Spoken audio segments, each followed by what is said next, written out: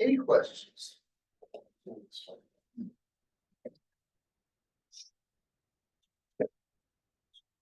Okay, this is the last thing we're talking about, the Euclidean algorithm. This is the old division algorithm that you're probably familiar with, right? If you take one number and divide it by another, as long as what you're trying to divide by is not zero, then you get a quotient and a remainder, and you can force that remainder to be less than what you divided by in a certain sense, right? So we got through the proof of most of this last time, so let me kind of skim it over and then finish the thought. For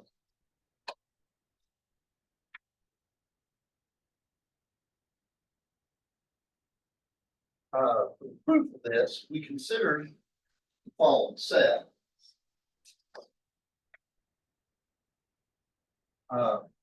Set of and yes.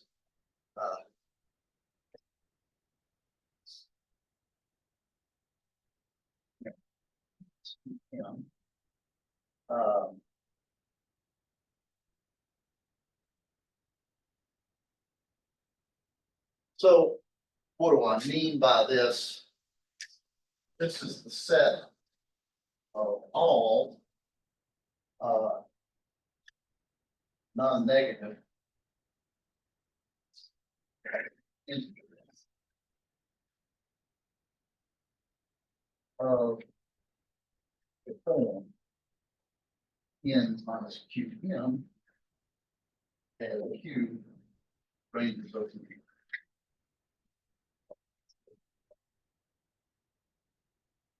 So look at every possible n minus qn, n minus 0 times n. So n will be in there, n minus 1 times n, n minus 1 times n, right? N plus n. Every possible thing is n minus an integer times n. And this means we're going to throw out all of them that are negative, right? Am I okay with that? This is a subset of, when I have the little subscript there, that means the natural numbers, but I also throw in 0. And what do I know about any subset of this? If it's non-empty, small star. Good.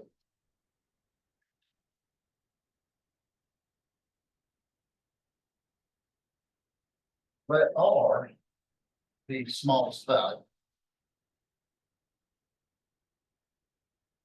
Well, it's the smallest number in this set.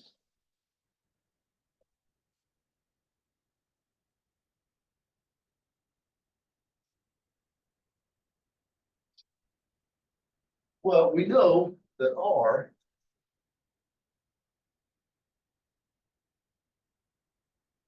because of the fact that R lives here, it has to be written this way for some value Q. Everybody agree with it? And look, it's almost like I set things up. Do you know why? Because I set things up.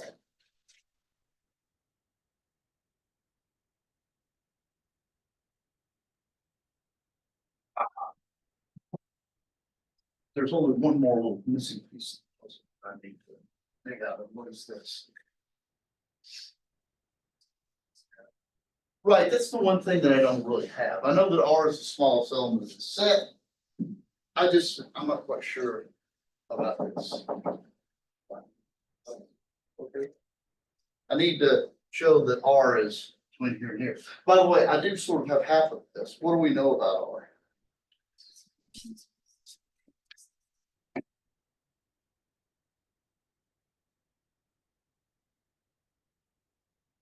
We know that much, right?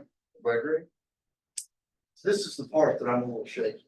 Why is this less than the absolute value? Anybody get some advice on how we might attack this?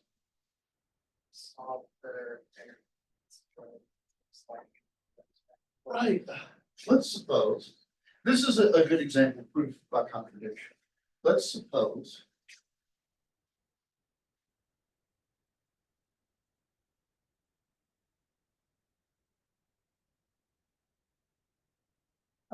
Greater than or equal, yes. And let's see if we can get a contradiction. Let's see if we can deduce something ridiculous from this that shows that this can't be the case. Everybody follow? Okay, well, what can we do here? Was M a member of S? What's that now? Is M a member of the set S you defined earlier? Oh, that's a good question. The set S, let me recall for it, was everything of this form, right? That was not negative. Is M an element of this? Well, I know that N is by taking Q to be 0. Right? M, I don't know. It depends. Right? Maybe it is, maybe it's not. What is Q defined as again? Q, when we made this set, Q can run over any integer. So it can be negative. Sure. Yeah, it certainly can. So let's suppose that R is greater than or equal to N. What does this mean about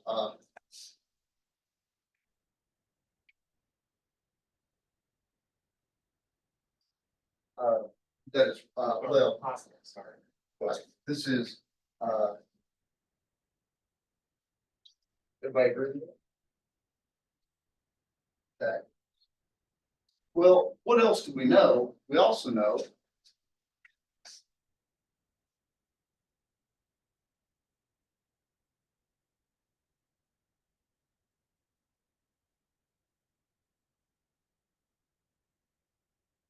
right? So this must mean that R minus absolute value of M is equal to N minus QM minus absolute value of M. Everybody agree with that? Does anybody see a problem with this?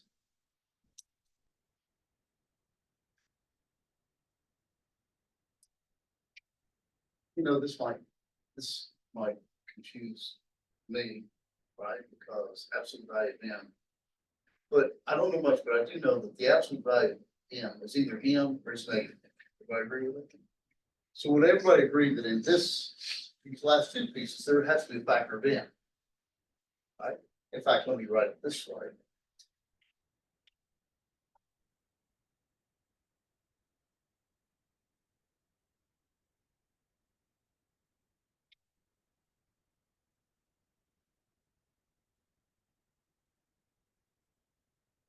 Everybody agree with that? Because I can pull an M out of this and it's going to leave me a plus or minus one. I'm not sure which, but certainly is. Q is an integer, right? What can you say about Q plus or minus? This is also an integer. Everybody agree with that? That's all I'm going for here. Anybody see what's the problem with this here? Now let me remind you, this is greater than or equal to 0.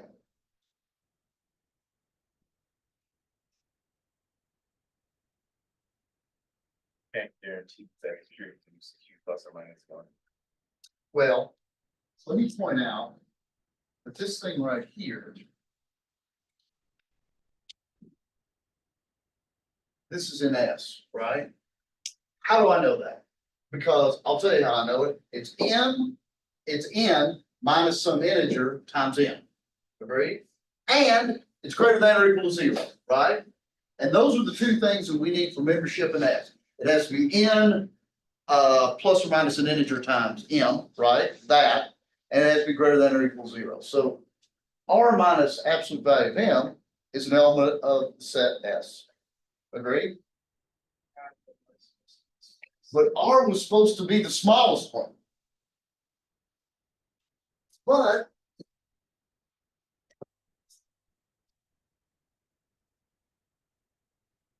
I don't know much, but I know if I take a positive number away from R, it's less than R. Agreed?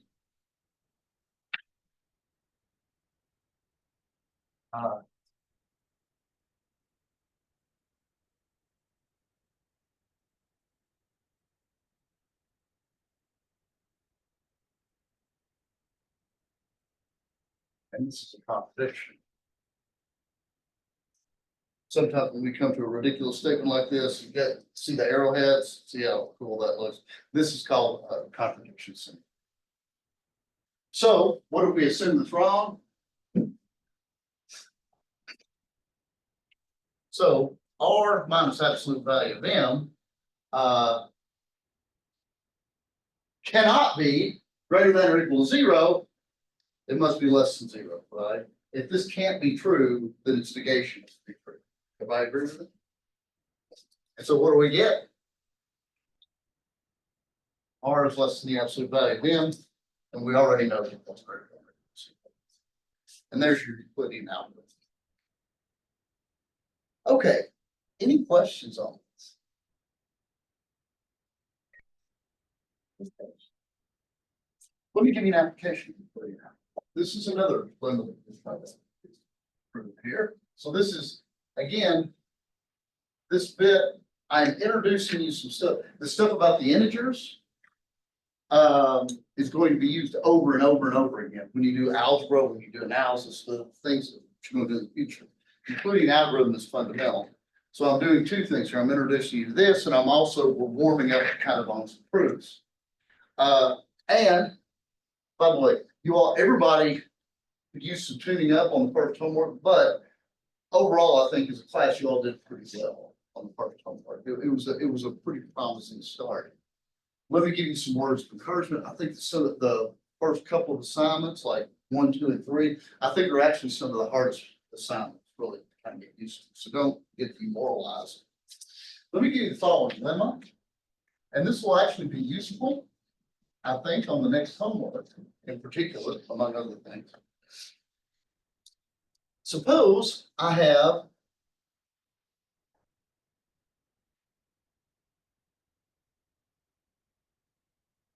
I pick two natural numbers, any two natural numbers are random, and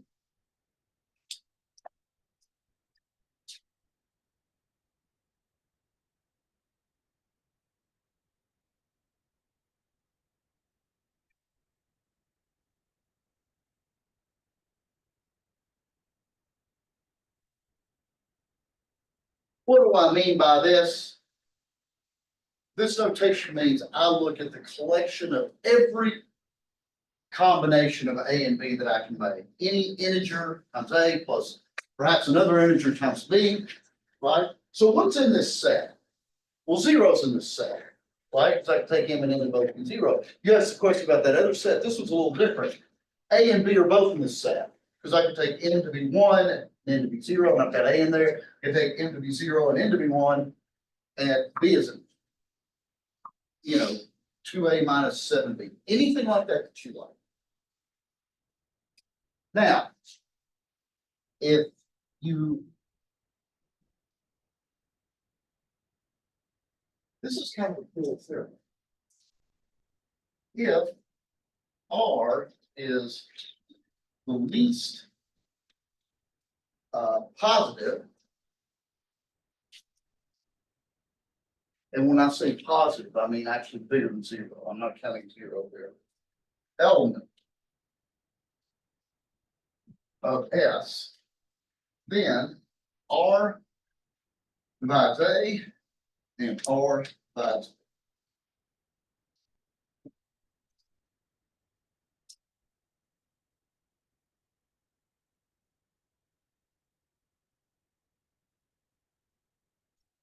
So if I look at all linear combinations of, I don't know, 2 and 7, the smallest positive one in there had to divide of 2 and 7. How many of y'all have heard of the greatest common divisor? Right, it's a common divisor of 2 integers. Let me give you kind of an interesting corollary to this.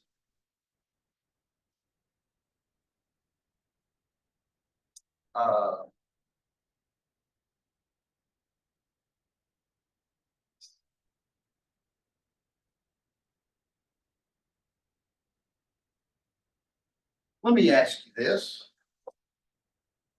Can anybody give me a number that divides an integer that divides both 37 and 101?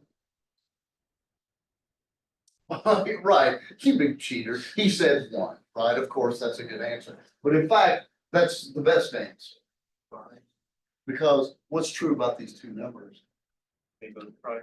Actually, it turns out they're both prime, and so actually one is right. This means by that theorem, the smallest element of this set has to divide both of them. What's the only positive number that divides both of them? One. By that theorem, one must be m, well, 37 m plus 101 n.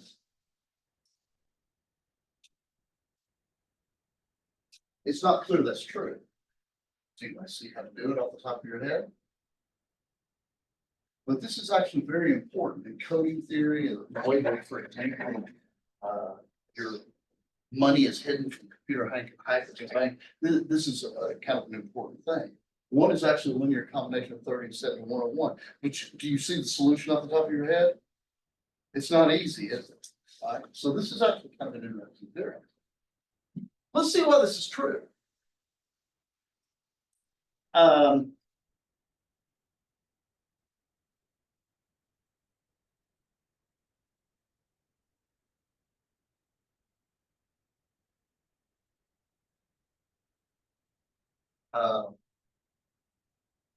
Yeah, let S be said. What?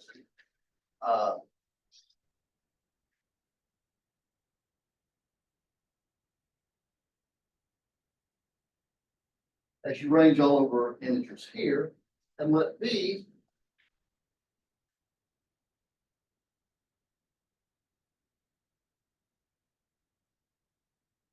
now I want to be careful here. I write P for positive because what I'm doing here is I'm taking my set S, all the linear combinations of A and B, and I'm gonna throw out everything that's negative or zero. This is sort of the positive elements of the set. Notice this is a subset of the natural numbers. Do I agree with that? And what do you know about a subset of the natural numbers? It has a small element if what? What do we got to know about it? It's non-empty.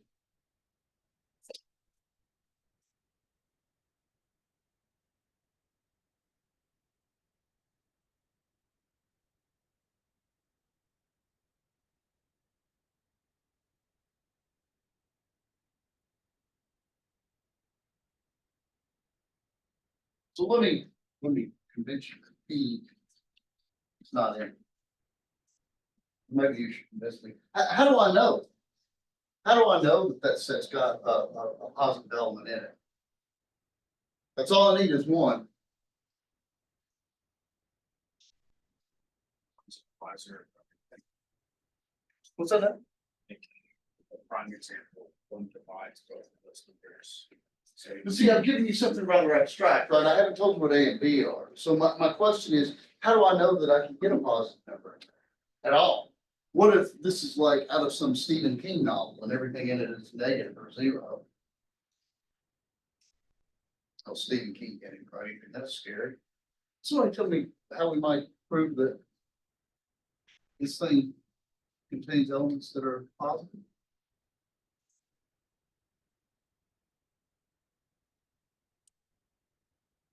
it's not positive by contradiction. Okay. Let me start off with simpler. Let me state something that might be obvious, but it might get you involved. If M is positive, then M is in T. Done.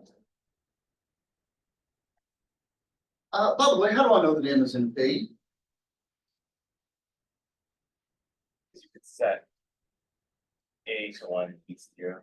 Right. And so what I'm saying is, notice that M is in P. Everybody, or is in S. Everybody agree with that? If M is positive, then it's in P and I'm done, right? Oh dear, oh dear. What if it's negative?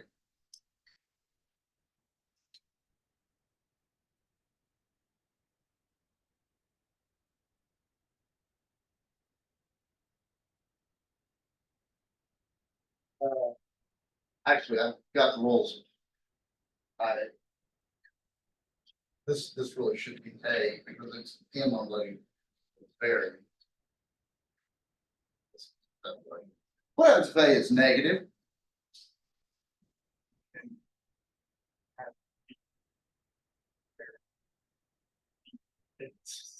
Well, what if N is negative too? There's a simpler solution. You're on the right track. Works. It's too small, make it a big number, but it'd be positive. Focus on the A, not the other.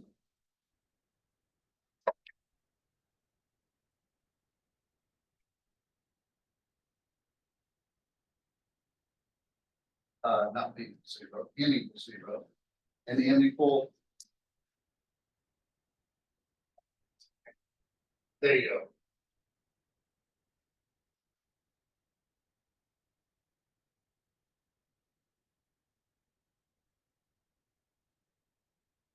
So all I'm saying is, minus.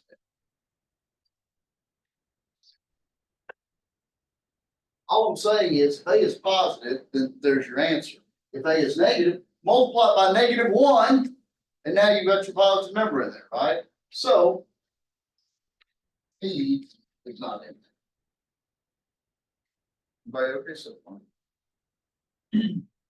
Questions? Well, this means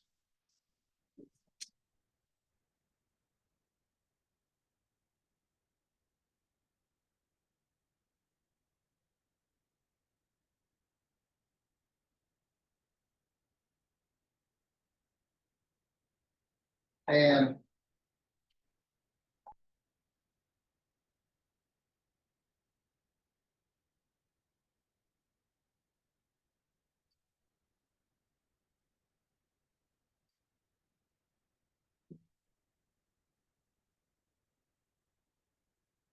of course R is bigger than 0. Now that we've established that P is not an empty set, it's a subset of the natural numbers, so it has to have the smallest element. We'll say this element is R. It's positive because it's the smallest positive element. And because of the fact that it lives in S, it can be written MA plus MB for some choice of N and N. Actually, it's going to turn out later. We'll find there's actually infinitely many choices, but all we need is one.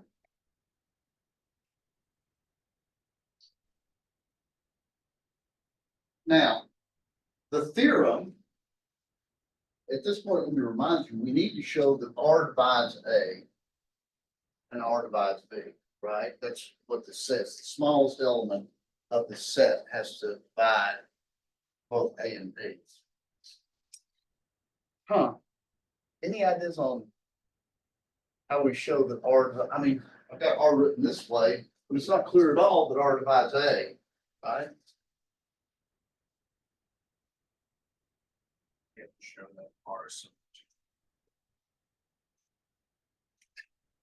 The other way around, that A is an integer multiple of R, but yeah. So let's do that in the following sense. Divide A by R using Euclidean algebra.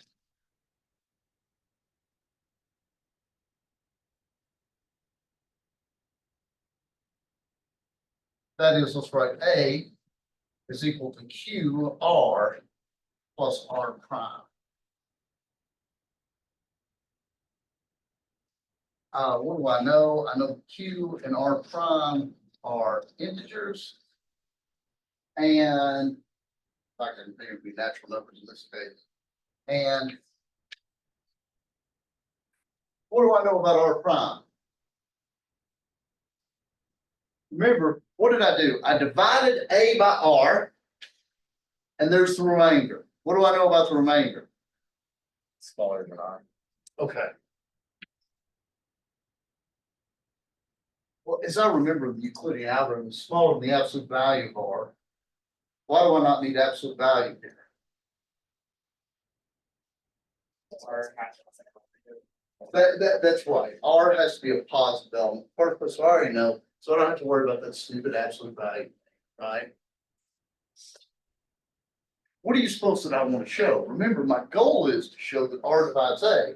So what must be true of the remainder? So what's my end game? What must be true of the remainder?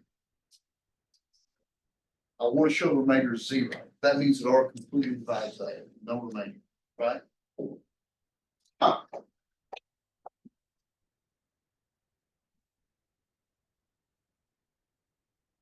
Anybody see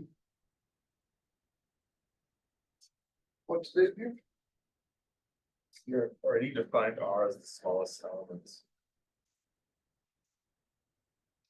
That's going to be key, right? But R is the smallest element that's a linear combination of A and B, right? So jumping on your idea there, I guess I probably want to show that R prime is a linear combination. Well, let's see what happens. Let me manipulate this. Can I write R prime is equal to A? Oops. Look like an A. Do I agree with that? That's just solving this for R prime. And what do I know about R? R is a linear combination of A and B. In particular, this is R, right?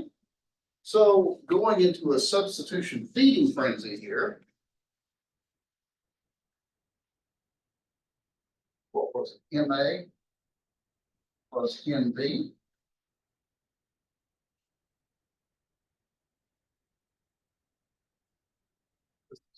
A minus QMA minus QNB.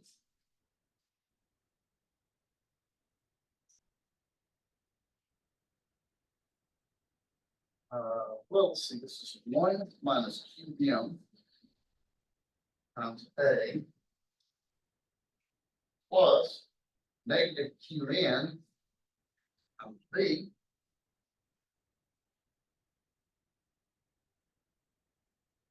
Do I see what the problem here is? Oh, and I also know that this remainder is greater than or equal to 0. Right.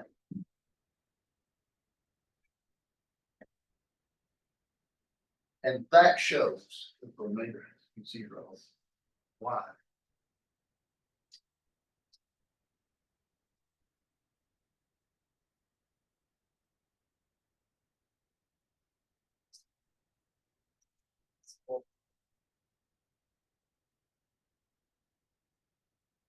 Let's suppose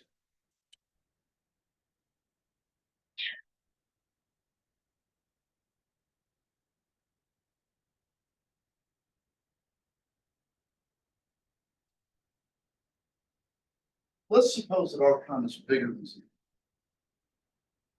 What's wrong with this? Why can't R prime be positive?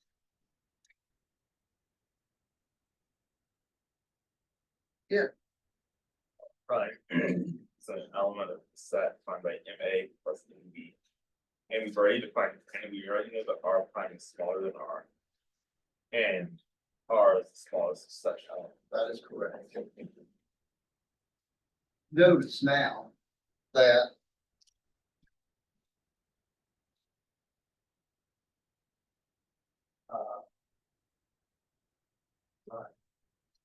why? Because it is an integer times A plus another integer times B. Everybody agree with that? That is what it takes to belong into the exclusive of S. R prime is an element of S, right? And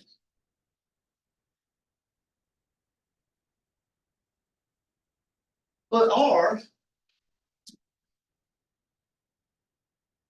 is smallest positive element of S.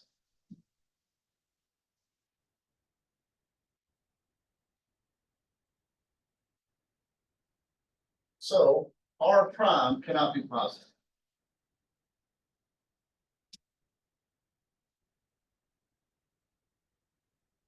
Everybody agree with that? It can't be positive because if it's positive, it's smaller than R and still an element of S. But we know that R has the status of being the smallest element of S. If R can't be positive, what other choice do I have? There's only one, right? Because R is greater than or equal to 0.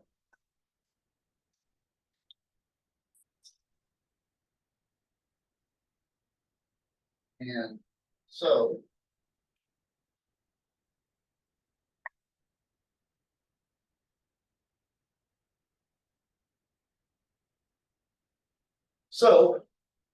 R divides. Everybody agree with me? Because what we've shown is the remainder zero. So A is QR, so that means that R divides A. Right, okay with this? Yes. I was just gonna ask that question. I'm so glad that you asked it. I'm not gonna bother to do the case R divides B. Why? Because you arbitrarily pick A instead of B. That's right. It's the same exercise. Everywhere you see an A, replace a B. Everywhere you see an M, replace it with an N, and it's the same. Everybody. Now, I will allow you to do that on your proofs in class, but just make sure it's really symmetric, right? Don't say, well, it's going to be exactly the same if it's really not. Okay. Any questions on it? Okay. Here's something else that will prove. By the way, the lemma 147 itself, like I said, might help you under homework 3, I think.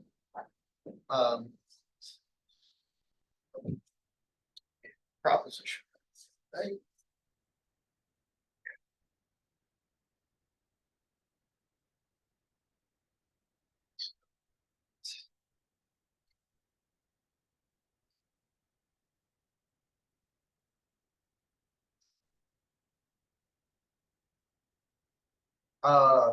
And I'm going to kind of remind you the definitions.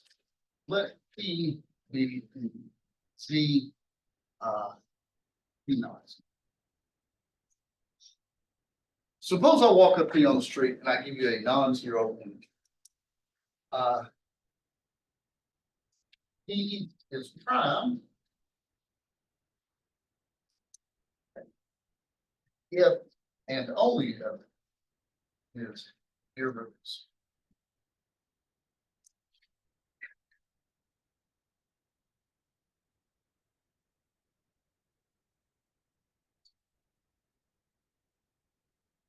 So if you have a non-zero prime integer, if you have a non-zero integer, then that integer is prime if and only if it's irreducible.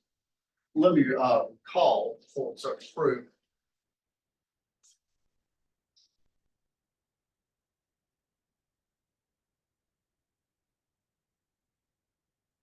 Means P divides AB implies P divides A or P divides B. And 2, P is irreducible if P equals AB implies A or B is plus or minus 1. Right. So the first one is this thing about division. That is to say, P divides the product of two things if and only if it divides one of them. Irreducible means whenever you factor it, one of the factors has to be 1. Right.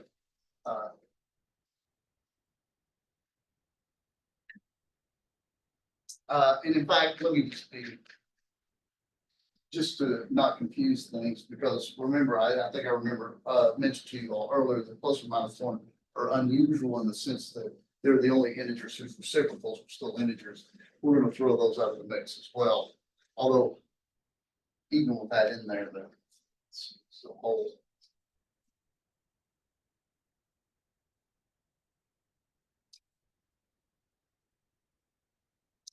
Okay.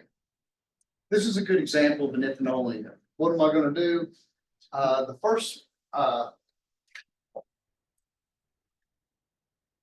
this notation means I'm gonna assume the left and show that the conclusion you can draw is right. I'm gonna assume that P is prime, and I'm gonna come to the conclusion that it's irreducible. So suppose P is prime.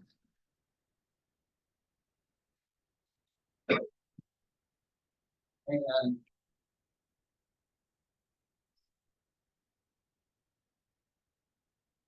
so what I've got going on is I'm assuming that it's prime. I want to show it's irreducible. How do I show this irreducible? Well, suppose that I can factor P.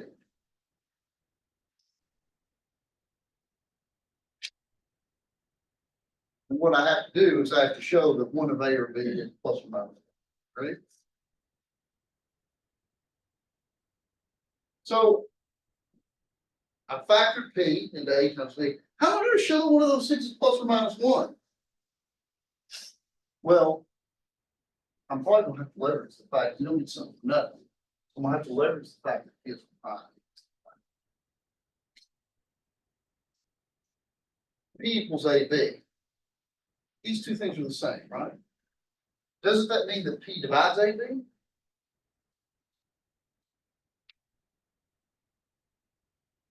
Because P times 1 is AB. Everybody agree with that? Well, what do I know about P? Right. I know that P is prime. So if P divides AB, what has to happen?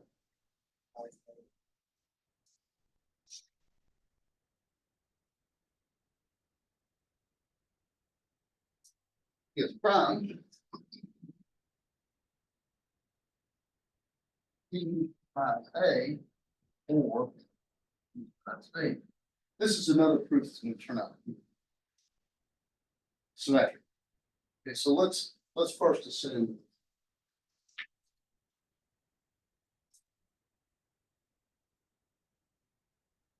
one of these two things has to happen, right? Let's assume first that P divides A, right? What does that mean? Somebody tell me what that means.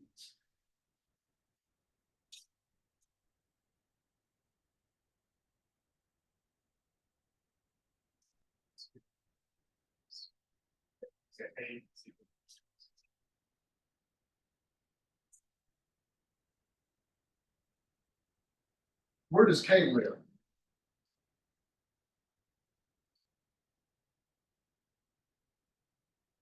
That's what it means for P divided A.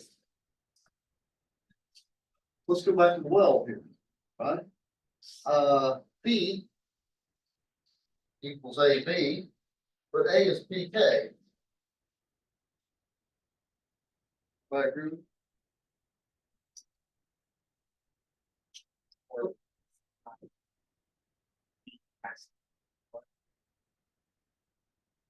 Right.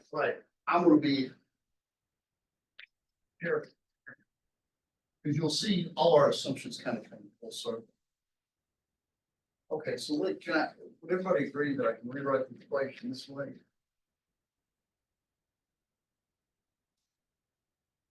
Taking the PKB over the other side will be out, right?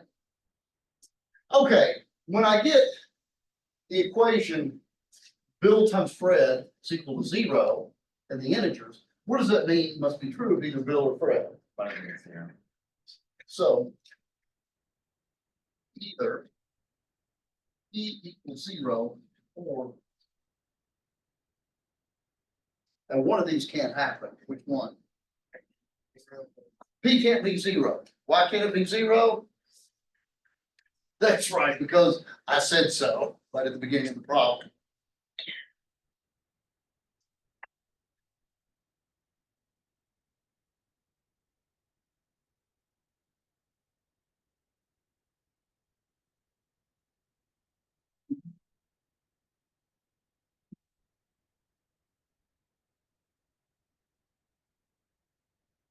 Now, look at this last equation.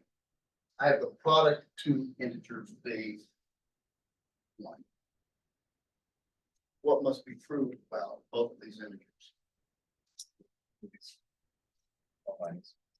So the only solution for k equals b equals 1 and k equals b equals negative.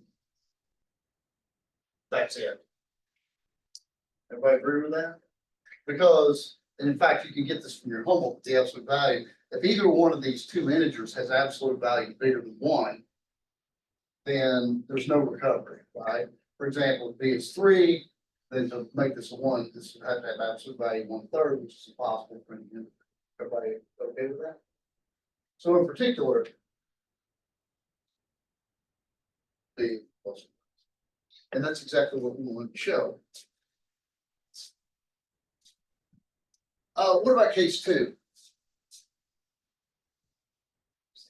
What is the second case? I'm not going to go through it exhaustively. You just start with B instead of A. B divides B, and you go through the same exercise. And instead of getting B equal plus or minus 1, what do you suppose I'm going to get now? A plus or minus. So I will just say this much.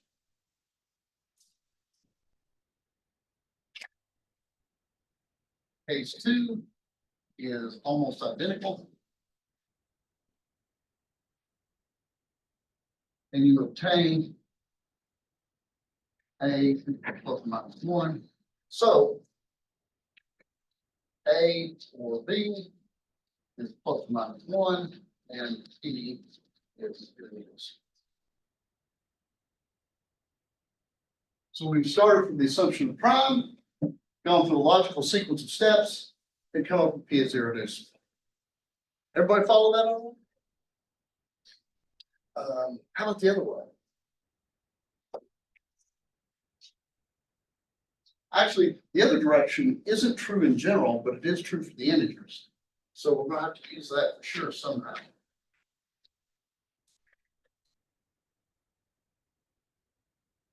Here, this direction means I'm going to start by assuming that P is an irreducible element, and I'm going to come to the conclusion that it's prime.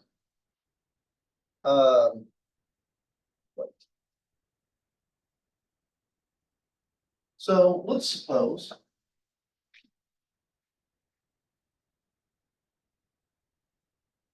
that X is irreducible.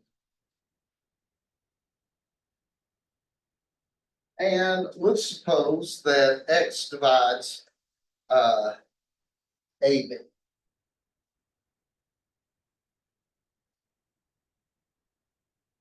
What does this mean? Well, this just means that its only factors are itself plus or minus itself. 1. X divides AB. Now, we want to come to the conclusion that X divides A or X divides B, right? Everybody agree with that? So let's assume that X doesn't. This is an OR statement. So if I assume that X doesn't divide A and come to the conclusion that X must divide B, then I'm done, right? Because it means it either divided that in the first place, and if it doesn't, it has to divide this one, right?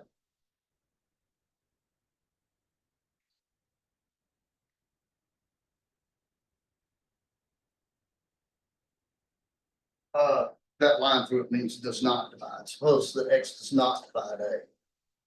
Consider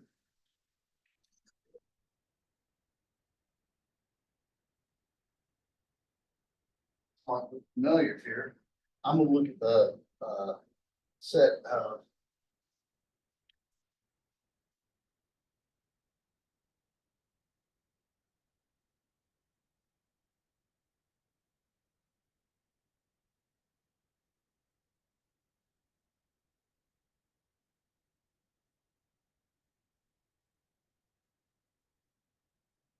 I'm going to take this X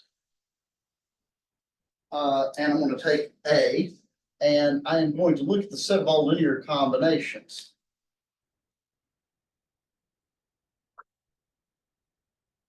S has a smallest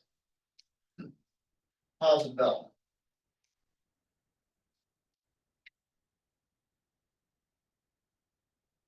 R. So look at all linear combinations of X and A. This is just like, I forget what it was, lemma 147 or there, proposition 148, whatever it is. But the set of all linear combinations has the smallest positive element. We'll call it R, right? What is true about R? What was the big conclusion? It must divide X and A, right?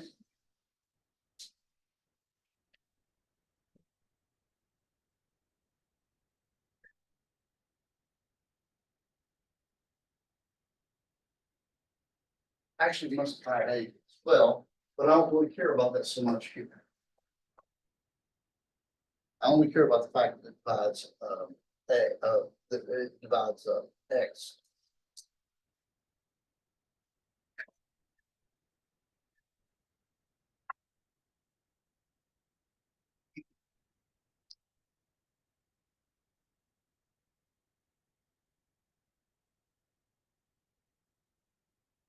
Where my choices are. If it divides X. One in X. I know that R is positive actually, so I don't have to fool with negatives. It can only be 1 over X because X is irreducible. Everybody agree with that?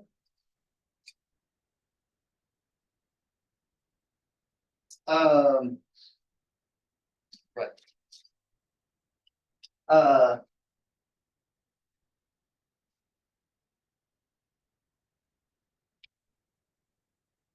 And in fact, I can pile on.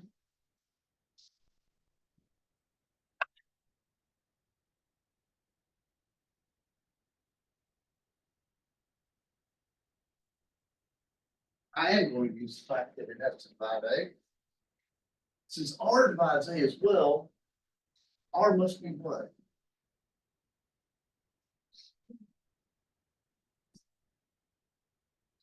It has to be 1. Why?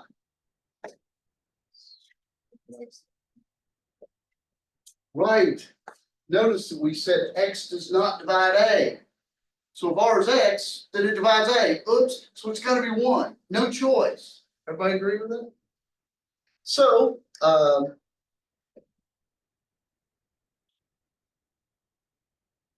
R is equal to MX plus, I'll say N, I guess, MA, right?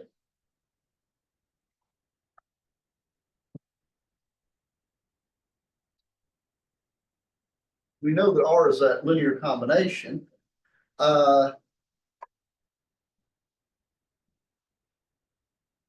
And R is equal to 1. So here's what I have. I have NX plus MA is equal to 1.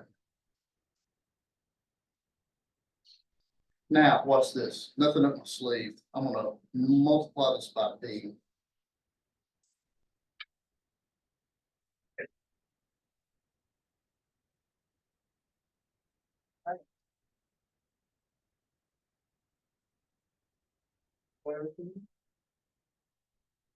Now notice X divides NXB, right?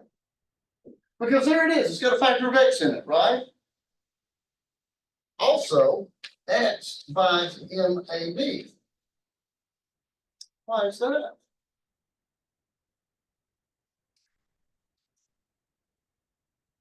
X divides AB, so it certainly must divide MAB.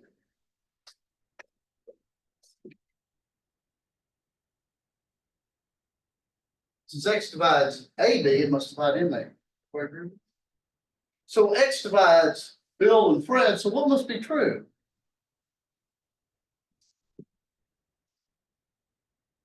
Let's put this together. X divides NXB, X divides MAB, and NXB plus MAB equals B, so X divides. So what we've shown is if X doesn't divide A, it has to divide B, so it has to divide one or the other. Any questions on this? Any questions? Yes, Wait, so how did X divide everything?